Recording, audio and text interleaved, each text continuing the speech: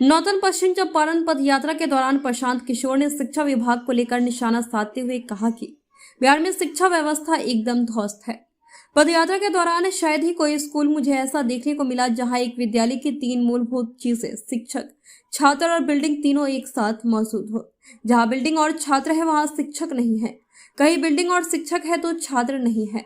हैरानी तब होती है जब पढ़े लिखे मुख्यमंत्री नीतीश कुमार के 17 साल के शासनकाल में भी शिक्षा की हालत ध्वस्त है। एक लाइन में कहे तो बिहार के स्कूलों में खिचड़ी बट रही है और कॉलेजों में डिग्रियां बट रही है। पंचायत स्तर पर स्वास्थ्य व्यवस्था कुछ है ही नहीं। पश्चिम चंपारण के इस इलाके के ज्यादातर लोग यूपी के स्वास्थ्य व्यवस्था पर निर्भर है। अफसरशाही भ्रष्टाचार का आलम का तो कोई पूछना ही नहीं है। कोई ऐसा गांव नहीं है जहां पर कि लोगों ने ये नहीं बताया कि साहब अफसरों की हालत ये है कि उनकी जो मन में आ रहा है वो कर रहे हैं। अफसरशाही जो हम लोग लालू जी के राज में ये बताते थे, ये लोग सुनते थे कि अपराधियों का जंगल राज है। मुझे ऐसा लगता है जो अभी तक मैंने 40 दिन में सुना, ये अब अधिकारियों का जंगल राज है। नीतीश का जो राज है, नीतीश कुमार के राज को अधिकारियों का जंगल राज अगर कहे तो इसमें कोई अतिशयोक्ति नहीं होगी। मैं आपको बता रहा हूँ, मुझे वृद्धा अवस्था पेंशन वाले में महिलाओं से मिलता हूँ और उनको 400 रुपये सरकार की ओर से वृद्धावस्था पेंशन मिलता है। आपको जानकर आश्चर्य होगा कि करीब करीब 100% लोगों ने मुझे बताया कि जो 400 रुपये मिल रहे हैं उसमें से भी 20 रुपये पीसी के तौर पर काटे जा रहे हैं, मतलब भ्रष्टाचार के नाम पर।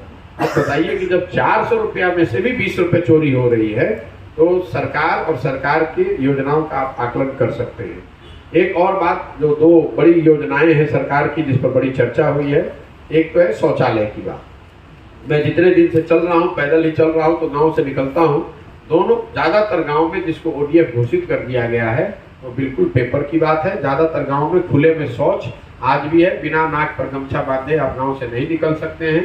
पूछने पर पता चलता है, जो जनप्रतिनिधि साथ में चल रहे होते हैं वो ये बताते हैं कि सरकारी दबाव में या अफसरों के दबाव में ओडीएफ के सर्टिफिकेट जारी किए गए हैं।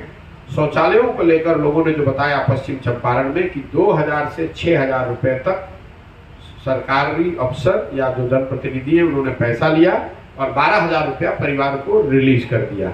और परिवार जिसने पैसा लिया उसने शौचालय बनाया नहीं या उसका कोई उपयोग नहीं किया, और अफसर जो है वो 2000 से 6000 रुपये प्रति परिवार या प्रति बेनिफिशियरी उनकी वसूली हो गई।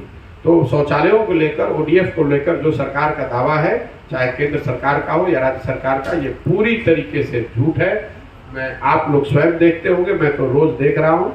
इसके अलावा एक और बड़ी योजना जिसकी बड़ी चर्चा है वो है नल के जल की योजना। नल के जल योजना जो 2015 में 7 निश्चय का हिस्सा था, इस पर हजारों करोड़ रुपए सरकार ने खर्च किए हैं। 39 दिन पैदल चलने के बाद मुझे अभी तक 3 वार्ड ऐसे मिले जहां हर घर नल के जल की योजना बनने से लेकर अभी तक सुचारू तरीके से बनी है और चल रही है। ज्यादातर जगहों पर या तो योजना ठीक से बनी नहीं, बनी तो चली नहीं, और चली तो फिर थोड़े दिन के बाद रुक गई।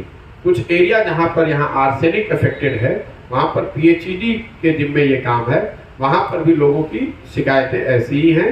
घरों में नल से पानी ज्यादातर, मैं ये अभी तक के अनुभव के आधार पर